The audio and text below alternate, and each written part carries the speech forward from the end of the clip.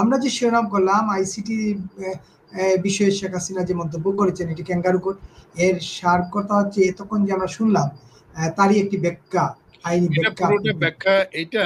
পুরোটা ব্যাখ্যা এবার আবার আমি তো সবসময় এই বিষয়গুলো আলাপ করি, তো এখন আবারও আজকে আপনাকে এই প্রশ্নের বা এই আপনার ক্যাপশনের আলোকে যেটা হচ্ছে সেটা আবারও উনি সঠিকভাবে প্রধানমন্ত্রী শেখ হাসিনা সঠিকভাবে বলেছেন যে বাংলাদেশের আন্তর্জাতিক অপরাধ ট্রাইব্যুনাল বর্তমানে ক্যাঙ্গারু কোর্ট হিসেবে কাজ করছেন।